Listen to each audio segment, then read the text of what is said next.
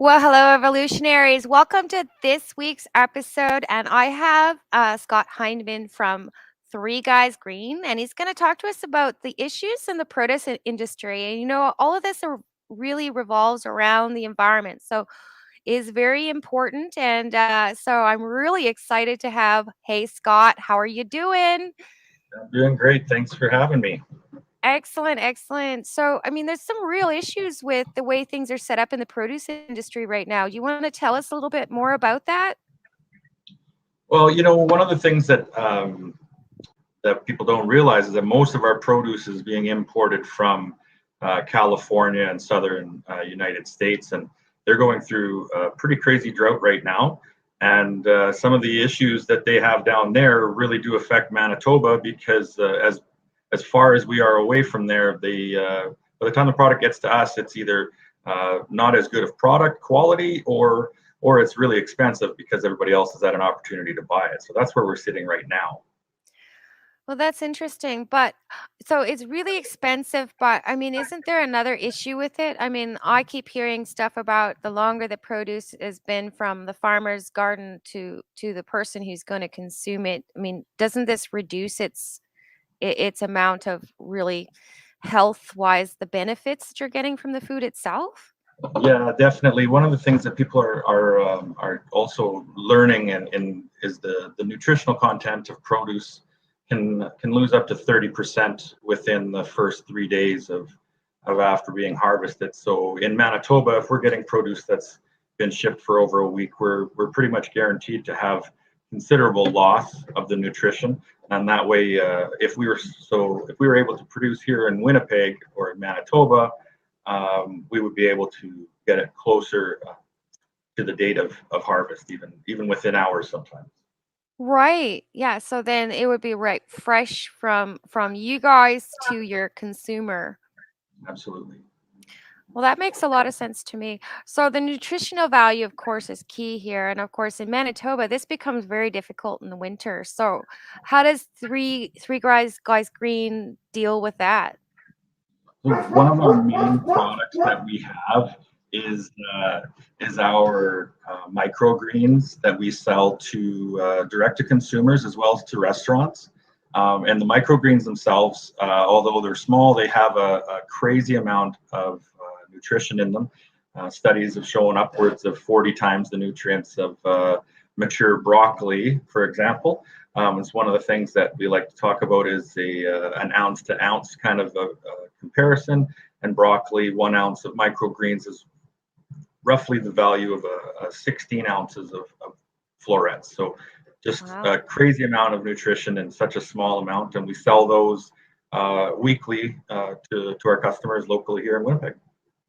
Interesting. Wow. So what's your reach right now? Like what does your customer look like? So until COVID happened, we were selling directly to restaurants, basically, because at the time anyway, microgreens were looked at more of a fine dining garnish that lots of chefs would bring in. But as chefs have used them, they realize that there's more attributes to them than just looking nice. Is that there's flavors and there's different ways that they can be utilized that are more than just Instagram worthy, as we used to say. Oh, that's funny. But I guess getting the message out there to your customer is pivotal too, right? Because you're trying to get the message saying, "Hey, these are way more nutritional for you. You're not having empty calories, basically. You have proper nutrition." Absolutely. These are going to be a much cleaner source of energy and nutrition, and it's a lot more sustainable. Being a weekly harvest is another benefit that you don't go through such devastating losses when a crop fails. The next week you're back on track, so to speak. That's been a huge benefit for us in our industry, especially going through the winter where very cold winters can cause all sorts of havoc, even with the best planning. So what we're hoping to do is develop these systems and hopefully um, develop them to take them to remote communities and provide a localized source of food sovereignty for First Nation communities and to be able to provide these nutrients to everybody in Canada. So, what does your greenhouse look like? Like, tell us what your idea is. So our greenhouse is a warehouse. Lots of people think that it's going to be a greenhouse, but physically what's on the screen behind me is actually what our basil towers look like. We've got walls of basil that grow 10 feet tall, and right now we've got roughly 260 towers that grow inside our 1,000 square foot facility. We plan on expanding that out considerably in the next year or so, but it is totally different than what anybody would imagine an indoor vertical farm could be if you had so much as an inclination. Well, that's interesting. And so, energy wise, like, I mean, you don't have trucks coming from California to bring this in the middle of winter. Obviously, your warehouse is right in Winnipeg, is it not? Absolutely. The warehouse is here in Winnipeg, and we try as much as possible to source through localized suppliers as well. We try to use Canadian suppliers when it's possible. One of the things that we have talked about is the amount of trucking that's required to get produce to Manitoba. And basically, if we're replacing roughly 25 pounds of nutrients in the salad program that we're delivering each week, 100 people, theoretically, you can do the math to see how much pounds of produce we can pull out of the system that don't need to be imported. They can be diverted from the system, right? Reducing our dependence on imported products is what the goal is. I don't know if we'll ever be able to completely go zero the same way. We want to be environmentally friendly, but I think if Manitoba could subsidize their dependence, it would be much more beneficial to both the economy and ourselves health-wise. Yeah. Well, I mean, definitely health wise, I think there's a message to be had here for just in that on its own for people to understand the difference between something that sits in a truck for weeks before it even gets to the customer, um, than to having something being picked and basically on your table within days. So it's really the value add is huge. Um, so are you planning like more warehouses and then but in different communities so they can be just as fresh to their table? Is that how it's going to work? So the produce and retail side of our expansion is going to be separate warehouses with each separate grow or variety of grow farm. Each one has their own specific needs as far as the nutrients and what we call the environment, right? Because we're controlling the environment indoors. So we have to make sure that the water is the right temperature for those plants. So the idea is that we'll have satellite farms all around the city utilizing underused commercial warehouse spaces and hopefully revitalizing downtown and bringing jobs down. Oh, okay. So that's great. So it's also going to promote jobs, and fresh produce and also tackling that problem about the nutrition of the food itself. I mean, a lot of people say broccoli, broccoli, broccoli, but tell us about some of your microgreens. Like what varieties do you have and what does it mean in terms of nutritional value? So our microgreens, we do have quite a few different available. Arugula is one of my favorites. It's the most popular in the restaurant industry as far as putting stuff onto burgers and sandwiches and that kind of stuff. So I think it's a really interesting one as far as what people are expecting when they taste it. It is probably 3 times as flavorful as the baby arugula you get at the restaurant or at the store right now. But with our salad programs, the two that you get the most of is the sunflower shoots and the pea shoots. And the reason we do that are twofold. And the first one is that they are so easy to use and they're so mild. Some of the more flavorful, let's say, microgreens are very strong. The radishes, for example, Oh they are yeah, very strong, as like the arugula must. is. So Well, what the about pea shoots mustard are also? I've very, had. yes, as well. They are also, yeah. So the pea shoots and the sunflowers are very mild. The sunflower shoots are exactly like if you were to eat spits at the old baseball game or whatever. It tastes the exact same. They have all sorts of amino acids. They're full of protein. Actually, there's 33% of sunflower shoots are protein. So out of 3 ounces, you can get 1 ounce of protein. So Wow. like a 3 ounce or a 6 ounce salad, you can factor in that you've got protein in with those greens as well. And then on the other side, the pea shoots are another one that's very popular, and it and basically they've got the the nutrition content from was off the charts. They've got more vitamin C than a cup of blueberries in a cup of pea shoots. No, Um, really? so these are things that if we are creative with our diets, you can incorporate these into your everyday meals and almost go without even noticing. I love taco night with the pea shoots. I substitute the lettuce easily. With all the other stuff, you have no problem at Yeah, all. I You don't. can, I'm not you really a know, lettuce person.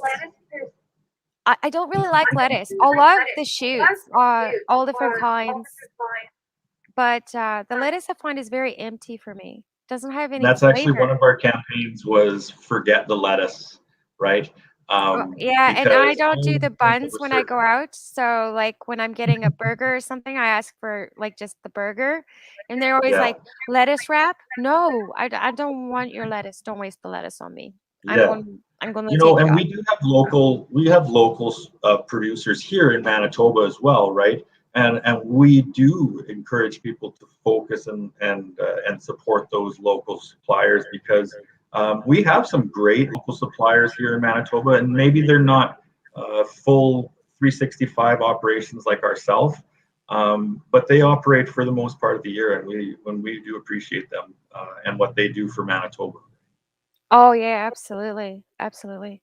I mean, for me, like I really enjoy just the fresh green taste. Like, when it has like the different flavors blending in, but I'm just I don't like lettuce because there's just no flavor there. Is basically what the problem is for me. But I mean, I like celery. I like things with flavor, Absolutely. definable flavor, and I love raw food. Like I think there's just so much more nutrition in it. Number one, um, you know, and some people want to have it wrapped and stuff. I don't need any of that stuff. I'll sit there and I'll pick at one at a time, even. Yeah. Like, I just love it.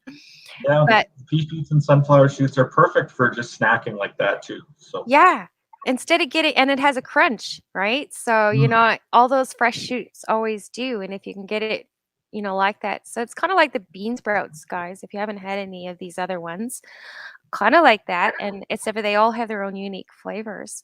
Um, so, I mean, that's, I think, just a matter of education and people actually getting it into their hands and trying it. So, starting in the restaurants, what is the plan for rolling this out to people's actual tables? like I said, we've got our threeguysgreens.com. We've got a subscription program for the salads that are delivered direct either weekly or bi-weekly, depending on what you join as. It's $80 for the weekly, so it works out to $20 a week for 4 weeks, and then twice during that cycle, you'll get fresh salad dressing made by Loaf and Honey Creamery, based out of Winnipeg as well here. Um, and then you get your two different types of shoots, like I said, and then included with that is a variety that changes every week as well. So you get something that's a little bit different each week, but you do get that those two little more approachable greens each week as well. So that's what we've got to offer there. Yeah, well, I think that that is just amazing. So in the long picture for you guys, where are you planning to go with this next? Like, you've got a subscription, you are in the restaurants. So are you looking at like big supermarkets, or is that really not your place? So one of the goals for us is to go bigger with our retail basil. We've been approached by a couple of the bigger of the three chains and said, if we were to expand, they would be interested due to supply chain issues on their own ends. One of the things we didn't realize is that one of these large international distributors doesn't have a distribution center in Manitoba. What?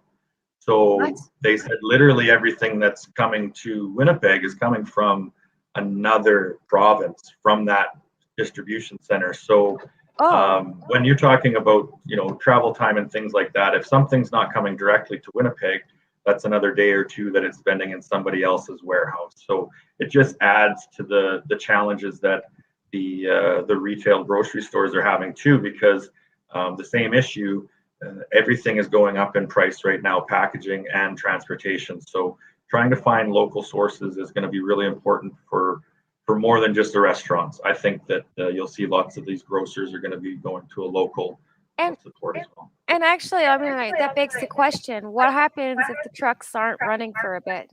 So, So that's the biggest question that I have when I talk to people about what we're doing and what Canadians or what Canada imports, which is 70% of our produce. That is a question. What do we do when California has lettuce crops that fail, or and we're when seeing it, and we are seeing it. Let's it's be not fair. uncommon? This is not uncommon. This has been going on for the last number of years. We've been seeing more and more failures, actually. Wildfires in California also affected crops. Recalls from tainted water being used on crops because of the irrigation issues, because of Yes. the droughts. Oh, There's yeah. lots of challenges that are facing the food industry, and unfortunately, centralizing it and putting the lion's share of it in those southern states is proving to not have much future. Right. And this is something that we need to be clear to our audience here today, that having a value added food source that is secure. Even our own farmers here at home are having trouble with drought. It's going to cause food prices to go up. So it's going to be pivotal that the fresh food you do get has the ingredients in it to make you healthy. Absolutely, absolutely. Um, with regards to the products that we're serving and what we want to serve, we're expanding now. We're researching kale and Swiss chard. We're Mm, also, like I like said, kale. our interests are in helping with traditional First Nation medicines. We've got some traditional Nice. tobacco plants and sage. Do We've you got have do you have mullein? Because I grow mullein here. I love Well, we'll get some mullein. seeds. We'll get some seeds from you and we'll get it started. My Sure. theory or my idea is that what I'd like to do is start a nursery for First Nations communities, that they can actually get whatever traditional medicines they need, and they can plant it in the Well, traditional yeah. areas and And the reseed mullein, the area. yeah, the mullein is very good for the bronchioles. So when it comes to COVID, I almost thought it was a banner year for the mullein this year, and I thought, well, that Yeah, was because of COVID. there you There's go. always Yeah, a remedy to something, right? absolutely. We had a Yeah. drought year, and they grow better in a drought year because they grow in scrubbled up sandy areas. Also use a lot of stinging nettle, and I like the rose hips as well that grow naturally here for vitamin C and D. Yeah, one of the things, we did talk about broccoli and how it is becoming one of the most talked about as far as microgreens and the benefits. Just as far as I'm concerned, because of all of the studies that the Johns Hopkins University is doing on the efficacy of the sulforain, the enzymes that are helping, as far as they're studying diabetes, and they're studying its ability to help with cancers and things like that. So by eating natural ingredients, we can help boost our immune system. We can help Oh, our yeah. bodies. It's preventative medicine as well as lunch. One of the things that I'd heard at one point was there's no biological free lunch. If you put garbage in your gas tank, eventually your gas tank is full of garbage and it doesn't matter what you put in it. Yep. So that's where we have to start thinking, what are we feeding ourselves and what are we feeding our children? What are we feeding our children? That's huge because this is where they actually gain kind of their own independence with what they like and don't like. And I have noticed this, beyond my own children and my grandchildren, that every child, as they grow, whatever they've had the most in their childhood is kind of what they crave and go to later. So if you've just, served them hot dogs and macaroni, this is kind of where it's going to go. Yep. And if you serve them lots of, water at every sitting, they Energy go to sink, yeah, water. So I've just seen it so many times. If you have like a really picky child, you still always have to try and incorporate a mix of foods. Otherwise, they're never, as adults, going to pick this up. absolutely. And And then you'll have somebody that's it's sick right important. from the I beginning. think education is um, one of the most forgotten aspects of nutrition Yeah. is the education portion of it. People don't understand of that nutrition loss on produce.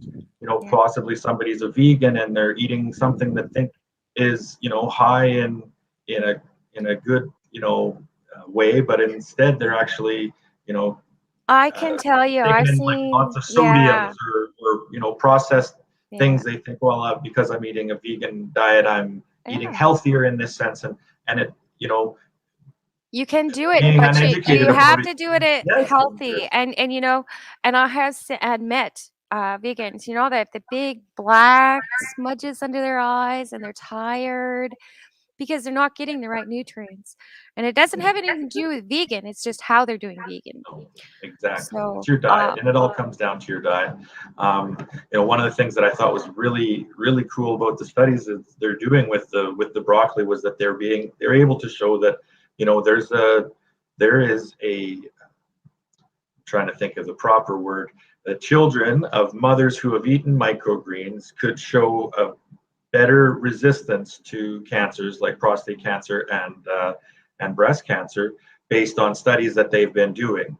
And the idea being, in my mind, again, if we're eating fresh, healthy baby greens, very similar to what Neanderthal would have been eating, foraging and just trying to find food. There's lots of nutrition in those, and it's abundant for us, and it's really easy for us to do it on a weekly basis, and it's sustainable.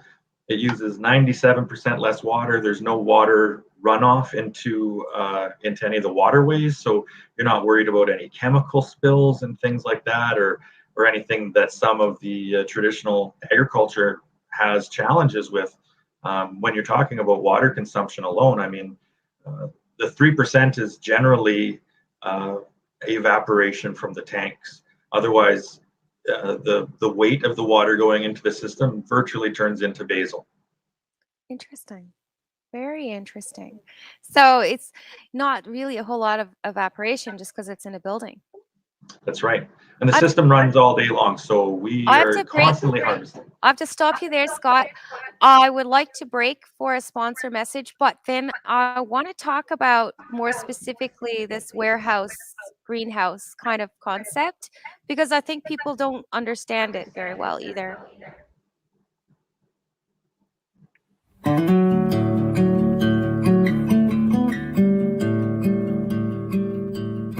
Hello, my name is Loretta Mitchell, owner of Evolve Green. And here at Evolve Green, we take the environment very seriously. We have a 10 kilowatt solar system that offsets our main facility by 75%, as well as maintaining natural prairie on our grounds. Our mission, creating renewables that work for you. I started Evolve Green in 2008 with a passion for the environment and wanting to change my corner of the world. And that remains the same today. Through design, consult, and installation, we provide renewable energy systems and storage integration. Here at Evolve Green, we help Canadians rethink power and storage to help fortify our children's future. To learn more, visit evolvegreen.ca. Welcome back, evolutionaries. Okay, so we're talking to Scott Heineman, and he's been telling us all about Three Guys Green and bringing microgreens to your table. There's long always we hear lots in the media about nutrition. Eat your greens, But where are we getting these greens from, and how much nutrition is left is pretty big question. So, Scott, hello, Scott.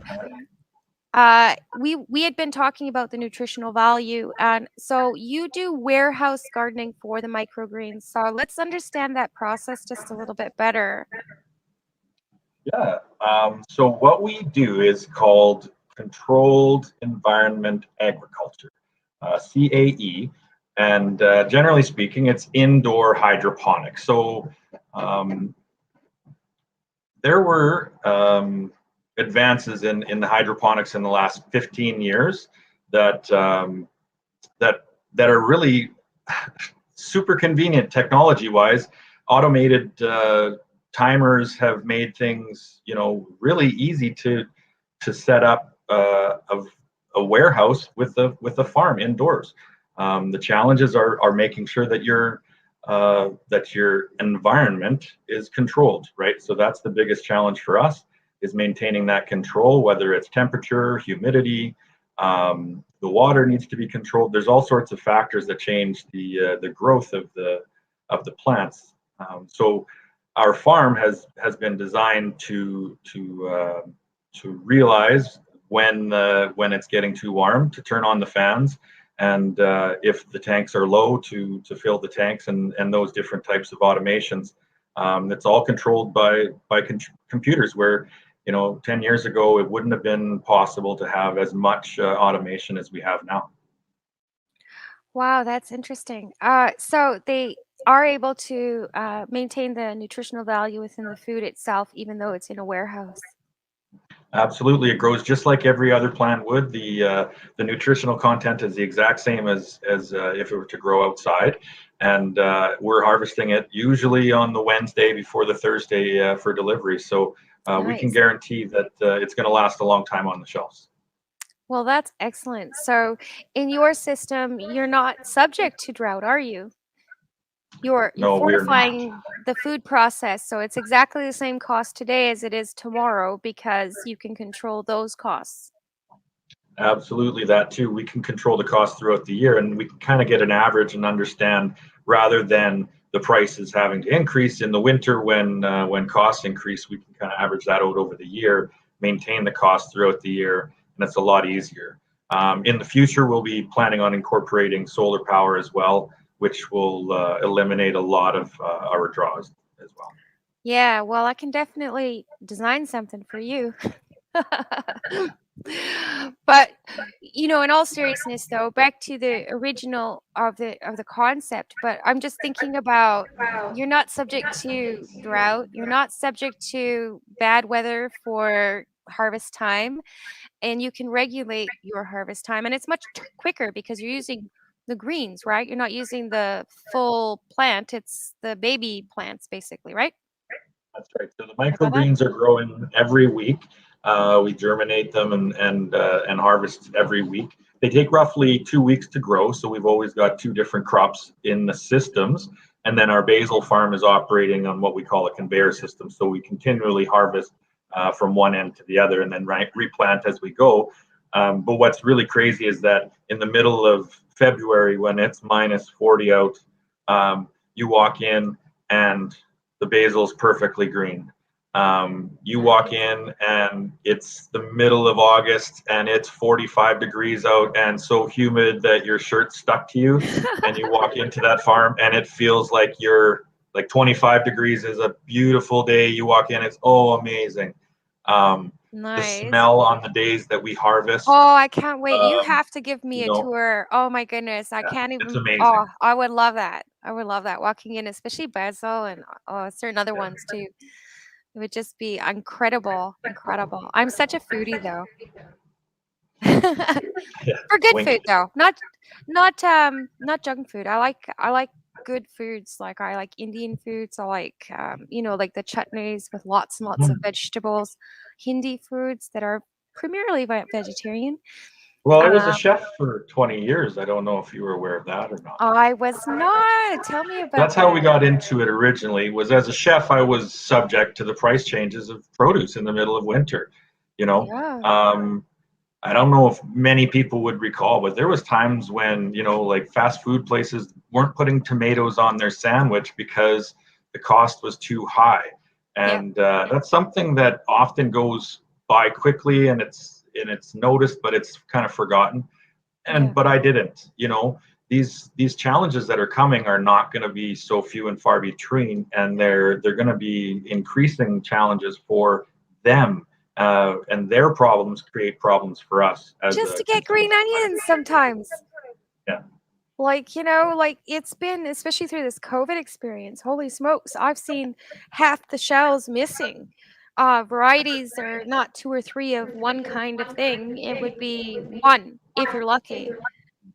The variety of things that are even available are much reduced since yeah, this whole thing has started. So it's kind of nice to have something consistent like your company where we can take a subscription and get something very consistent and a regular price and a regular amount, not worry about, people all of a sudden hoarding all of your basil. You know what I mean? I mean, that sounds funny, but when I think back on my experiences over the past year and a half with the whole pandemic stuff and just trying to get healthy food for my family, it especially the fresh stuff, that's where it really, really suffered. we have had many people make that exact comment about our subscription program, how convenient it is. Once it's set, it just continues. You Yeah. cancel it when you don't want it anymore. Otherwise, Hayden will be there on Thursday. Every week it comes. Some of my friends have said, we love that it kind of holds us accountable. We know that on the weekend we're going to have pizza and chicken, and we're going to have some meals that we eat out, and this kind of it holds us to, well, we bought it, so let's make sure that we're having our greens, because then we can go and enjoy something else. In theory, the salad program is providing you roughly 25 pounds worth of nutrients in produce. So if you can eat that in 3 or 4 meals, you're adding just so much more nutrients to your regular meal, right? Oh, absolutely. And there's, nothing wrong with even cooking those up into a nice stir fry. Like I like, especially you were talking about possibly getting Swiss chard. I love Swiss chard actually seared. So I make a kind of a hot salad with it, especially Swiss chard. I like that. And that But we're pretty sure that the leafy greens like Swiss chard and kale are going to be the next markets that we're going to try to get into, because just because of the ability for these systems to grow them very well, right? yes. And once we've got all the vegetables growing in these systems, then we'll move over to the other ones we're R&Ding right now. But we want to make sure that we get as much out of these systems as possible. Well, that makes a lot of sense to me. You want to ensure that your process is secure before you start saying, hey, everybody, weekly you can have X, right? So it Hmm. kind of makes sense to me, right? You want to make Yeah. sure. But I personally, I like kale too. Like I said, I'm just not a lettuce fan per se. Arugula is fine. Um, but I mean, it's trying to get some of that stuff. I can remember there was like a 2-month spell there where getting celery and green onions was a real issue. Yeah. I don't know if that had anything to do with the celery challenge going on. Did you see that? I don't know. I On wasn't part of Facebook, that one. No. everybody was blendering up. That's just my term for it. Blendering up celeries and drinking glasses and glasses of celery juice. I mean, why does anybody do this to themselves? I'm not sure. No. I love food, and why do you need to force this stuff down your throat? I have no idea.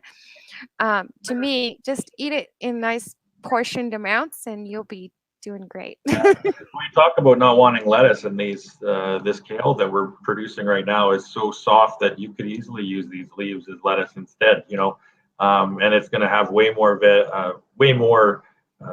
vitamins and minerals in it because of how fresh it is, right? So, and Well, I it's like so the fresh. taste of kale. Kale tastes good to me. I do all different dishes with that stuff too, and it has a better texture. I just find the Mhm. lettuce is very empty. That's all, Yeah, and then depending on where it's come from, it doesn't even taste like water inside of it. So if you get the yeah, lettuce from here, it tastes at least like kind of water, which is okay. But some of them are kind of bitter. yeah. Um, it's just not my cup of tea. I mean, I'd rather, and especially in the summer, like I'll just pick greens outside. Like we've got lots of lamb's quarters and things like that, and Sure. growing naturally here. And I like to grow some that Swiss chard as well. And fresh greens, I think, are just the best way to go. And yeah, I think that's the biggest challenge for people in Manitoba is they like to grow during the summer, and then in the winter you have to buy from the grocery store, and unfortunately, that's the worst time to be buying from the grocery store is in the middle of Absolutely. winter. Absolutely. The prices soar. It looks terrible. It doesn't always look the greatest, right? It's kind of half wilted from sitting on the truck Mhm. for five weeks. And maybe I even got half frozen. Yeah, you never know, right? You never know. So Yeah, absolutely. This has been absolutely fun, and I everybody, three great guys, let me get this right. Three guys greens.com. Don't forget the S. And you guys can have a subscription too if you're in Winnipeg. Are you delivering outside of Winnipeg at all? I just want to go right through. now, we're still just delivering within the city limits, but anybody that's outside of the city limits can try to arrange with us. We've made lots of arrangements for people to meet and to do a drop off for sure. Well, that's wonderful. So you try for something a little bit outside of Winnipeg, but for you lucky Winnipeggers, until he expands. For you lucky guys, all through the winter, you can have sustainable, wonderful microgreens for your table, for your family. And it's not just keeping you healthy, it's absolutely delicious. Absolutely delicious. In closing, thanks so much, Scott, for coming on the show. And we're going to be following up with you. I want to watch your progress. We'll love to see what you're doing in Winnipeg. We want to see you all over Manitoba.